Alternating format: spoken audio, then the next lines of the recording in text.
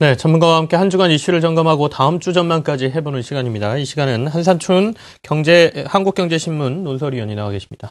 안녕하세요. 네, 안녕하십니까. 이번 주에 가장 큰 이슈는 미국의 재정절벽 이슈가 가장 컸던 것 같아요. 일단은 잠시 뒤로 밀어놨다, 타결이 됐다, 이런저런 얘기가 많은데, 어떻게 보십니까? 이것 때문에 미국 증시가 비교적 좋은 흐름으로 갈 가능성이 있다, 이렇게 보고 계시나요? 재정절벽 문제는 사실, 중요한 게 절배 가능성을 2개월 정도 연장시킨 것이지. 네. 가장 중요한 것은 역시 미국의 재정 적자라든가 이런 문제에서는 연방부채 한도가 확대하는 것이 중요하거든요. 그런 각도에서는 올해 2월 말까지 되기 때문에 사실상 이 문제는 미봉책에 그치고 있다 이렇게 보시면 됐습니다. 그런 측면에서 재정 절벽이 오랫동안 제 기억으로는 한 작년 6월부터 증시에 상당히 짓눌리는 이런 장애로 작용했던 것이 아닌가 생각하는데요. 네. 그런 것이 이제 오랫동안 억눌렸던 것이 이게 분출되다 보니까 사실 주가 흐름을 좋게 하는 측면이 있지만, 그러나 월가에서 보면 이런 이슈 이외에 다른 또 요인도 올해 연체 흐름을 좋게 가져간다는 측면이 있거든요. 그런 측면에서 보면 일단은 심적 측면에서 올해 제니어리 이펙트라는 얘기가 금리위기 발생 한 4년 만에 처음으로 나왔다는 것은 작년 11월 달에 추수감사절에 빅세일이 되기 때문에 네. 사실상 미국 경제 입장에서는 심리적 측면이 많이 개선되고 있다 하는 것이 이제 반영되는 측면이다. 단순히 이렇게 주가가 올라가는 것이 재정절벽의 문제 해결만은 아니다 하는 것을 말씀드리고요.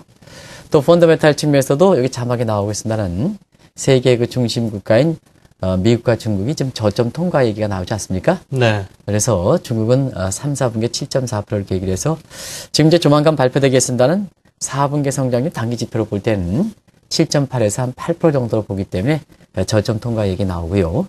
그다음 미국도 역시 3분기에 확정치가 3.1% 발표했기 때문에 2분기에 1.4에 대비해서는 일단 저점 통과 얘기가 충분히 나올 수 있겠거든요. 네. 그리고 시장 요인적인 측면에서 보면은 지금 그렇습니다. 인베스트뱅크들을 이런 데에서도 올해 증시는 비교적 좀 밝게 보는 상태이거든요. 그래서 대부분 다 연초의 주가 상승을 전부 재정절벽의 해소, 여기에 이제 초점을 맞추고 있습니다는, 또 그 요인이 크긴 합니다는 다른 요인도 이렇게 받쳐주고 있기 때문에 비교적 연초의 주가 흐름이 비교적 컸다 이렇게 보시면 되겠습니다. 일단 2월로 미뤄놓은 미봉책에 불과하지만 그래도 심리적으로 개선할 수 있을 만한 효과는 시장에 6개월 줬다. 동안 오랫동안 이렇게 네. 짓눌려 왔기 때문에요. 여러 가지 면에서 이제, 네, 심리적인 개선 효과가 있었고 그런 것들이 시장에 영향을 미치고 있다. 이렇게 네, 좀 해석을 좀 해주셨고요. 이래저래 여러 가지 심리적인 요인도 있지만 결국에는 시장이 본격적으로 오르기 위해서는 경기가 살아나야 되는 거 아니겠습니까? 그렇다면 미국이 경기가 살아날 가능성은 어떻게 보고 계시나요? 이 재정절벽 문제에 대해서 다시 한번 좀 말씀을 드리면, 이런 것이 이제 해결됐다 하더라도 만약에 또 2월 말에 연방부채 한도가 오바마 정부 입장대로 이렇게 확대됐다 하더라도 이거는 미국의 재정적자와 국가채무 문제를 해결하는 것은 아니다 하는 걸 말씀드립니다. 오히려 재정적자 규모라든가 국가채무가 더 늘릴 수 있다. 그래서 장기적인 측면에서 보면 미국의 국가신용등급이라든가 이런데 사실상 잠정 유예 놓은 것이 근본적으로 해결하는 방법은 아니다 하는 것을 말씀드립니다. 네. 그걸 분명히 좀 말씀드려야 되는데, 왜냐하면 재정절벽 문제가 마치 미국의 재정적자라든가 국가채무 문제를 마치 해결하는 것처럼 이렇게 얘기하시는 분이 있거든요. 그건 아니다 하는 것을 말씀드립니다. 네.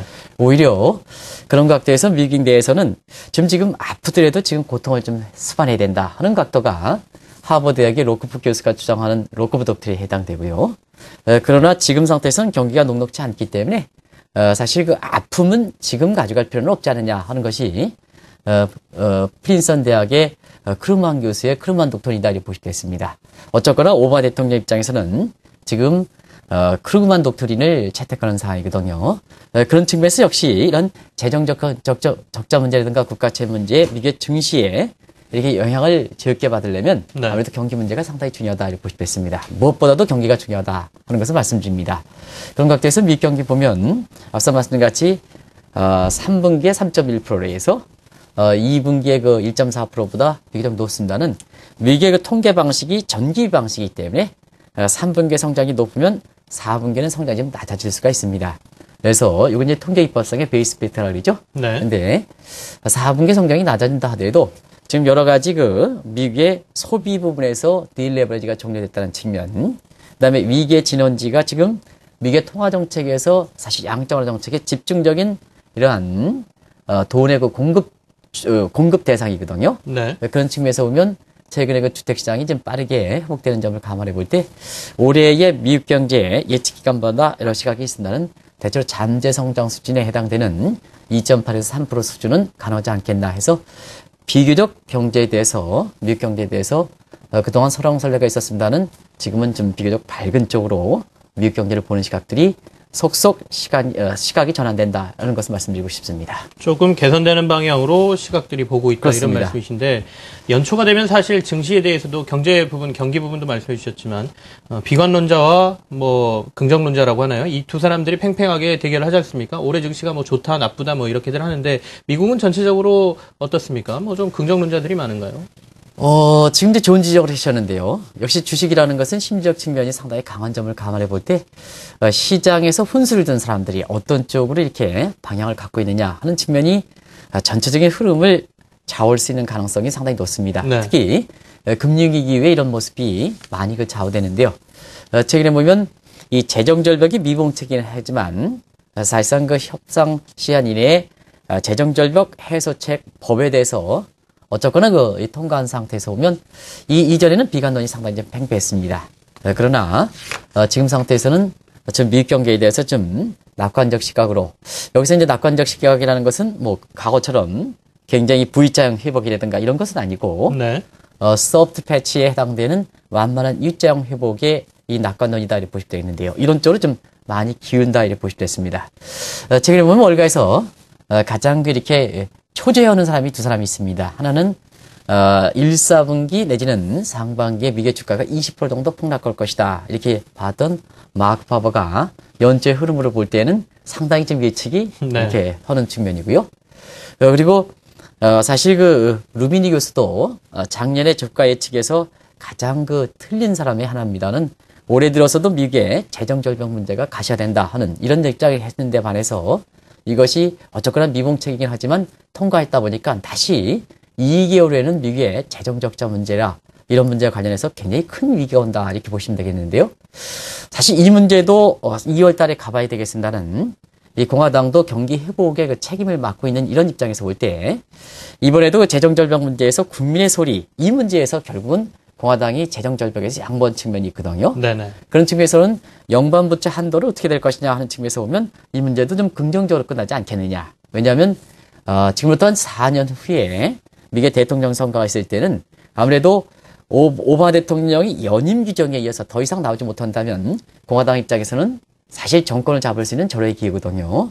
근데 최근에 그 선거를 보면 경제 문제에서 좌우되는 측면이 있기 때문에 네. 만약에 공화당의 반대로 해서 연방부채가 한도가 이렇게 확대되지 않아서 미국이 경기가 재침체가 된다면 사실 공화당 입장에서는 4년 후의 대통령 선거에서 사실 이것이 빌미를 장할 가능성이 높거든요. 그런 측면에서는 재정절벽 해소책에 대해서도 막판에 그 공화당이 찬성표를 던진 데는 그런 측면이 돼 있고 또 네. 연방부채도 실리를 최대한 끌어가는 상태에서 이 문제도 좀 좋은 결과가 나오지 않겠나 이렇게 보고 있습니다.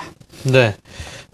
비관론자 중에 가장 대표적인 게 루비니 교수죠. 루비니 교수 항상 비관적으로 얘기한다. 이렇게 시장에서들 안 좋게 보시는 분들도 많은데 또 새겨들을 것도 있다. 이런 생각도 들고요. 어쨌든 간 작년에 비하면 새해 전망들이 상당히 밝은 게 사실인 것 같아요. 이 밝은 이유를 조금 더 구체적으로 들을 수 있을까요? 네, 앞서 말씀하신 이제 우리 시장을 볼 때는 저는 뭐 이렇게 주식 볼 때는 심리적 측면이 있고 그다음에 펀더멘탈 측면이 있고 네.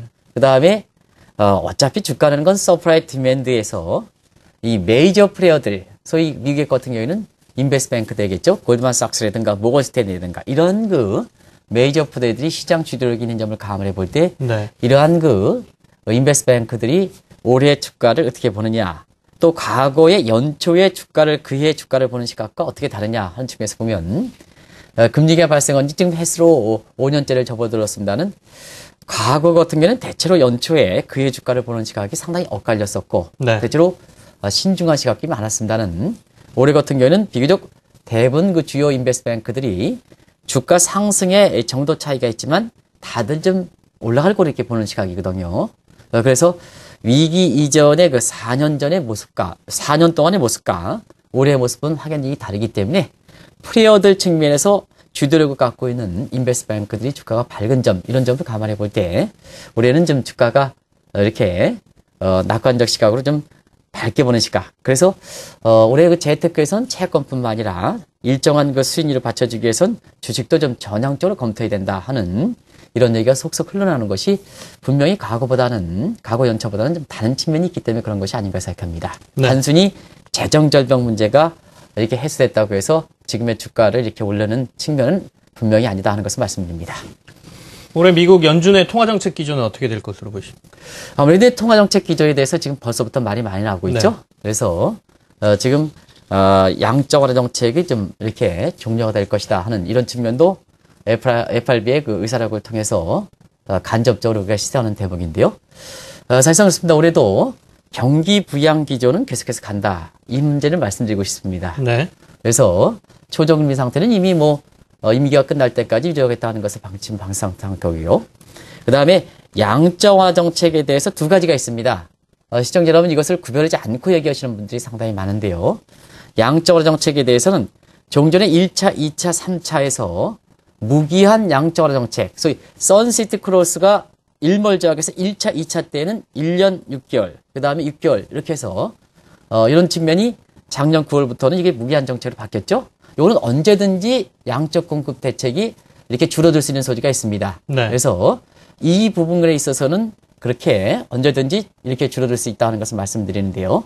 다만 한 가지 금융과 실물의 연계 차원에서 5% TS 정책이 작년 12월 말에 이렇게 종료됨에 따라서 450억 달러의 만기를 매달 그 장기채를 매입하는 프로그램. 요게 이제 또 하나의 갈래거든요. 네네. 요거는 이제 지속된다 이렇게 보시면 되겠습니다. 그래서 전반적인 놓고 볼 때는 이렇게 양적 정책의 전체적인 규모는 줄어들겠습니다는 사실상 계속해서 경기 부양까지는 가지 않겠나 이렇게 보고 있는데요. 그 중에서도 작년 12월에 마지막에서 소위 인플레 타겟팅이 아니라 인플로이먼트 타겟팅을 이렇게 도입한 것은 FRB 역사상 첫 이렇게 가장 획기적 조치로 이렇게 보이는데요. 지금 경기가 단순히 회복시키는 것뿐만 아니라 지금 정책 여지가 없는 상태에서 경기 회복을 지속해야 되려면 역시 가장 중요한 것이 미 국민들의 70%의 소득을 차지하는 70%의 하자는 소비를 담당하는 임금 소득이 상당히 중요하거든요. 네. 그래서 고용 창출 쪽에 주력하는 이런 모습 같은 경우에는 사실상 통화 정책의 질적인 측면에서는 보다 국민의 투자 심리를 개선시키는 체감 경기 쪽으로 개선된다 하는 이런 대목에 있어서는 그렇게 올해 미국의 FRB의 통화 정책이 증시 입장에서는 부정적이만은 않다 하는 것을 말씀드립니다. 지금 재정절벽 이슈가 어느 정도 뭐 미봉책이든 어쨌든 조금 미뤄진 상태고요. 다시 통화절벽 얘기도 나오거든요. 이 부분은 어떻게 봐야 돼요? 사실상 미국에서 경기가 어느 정도 회복되면 정책적인 측면에서는 돈을 더 이상 공급하지 않거든요. 네. 그러면 그동안은 돈을 이제 많이 공급했지 않습니까? 그런 상태에서 정책적으로 돈을 공급하지 않으면 사실 정책적으로 돈을 스탑한다는 얘기입니다. 그러면 재정절벽과 것처럼 이렇게 돈을 공급하지 못하는 상황이 되지 않습니까? 그래서 쌍둥이 절벽 일환으로서 재정절벽과 통화절벽 얘기가 나오는데요.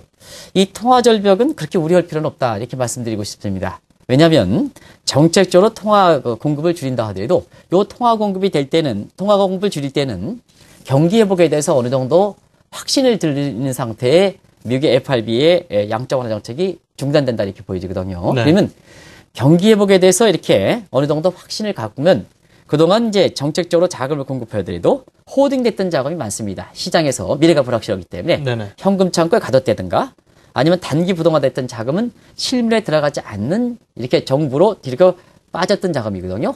이 자금이 기회비용이 증가해서 실물이든가 증시 주변에 자금을 공급하는 측면이 있기 때문에 증시 주변의 전체적인 유동성에 있어서는 정책적으로 만약에 돈을 공급하지 못한다 하더라도 통화절벽과 같은 이런 사태는 발생하지 않는다. 그래서 재정절벽이 문제지 통화절벽은 크게 증시 입장에서는 크게 우려될 바는 아니다 하는 것을 말씀드립니다. 통화절벽은 크게 우려할 수준은 아니다 이런 말씀이시네요. 오늘은 여기까지 해야 되겠습니다. 한국경제신문의 한상춘 논설위원과 함께했습니다. 고맙습니다. 네, 고맙습니다.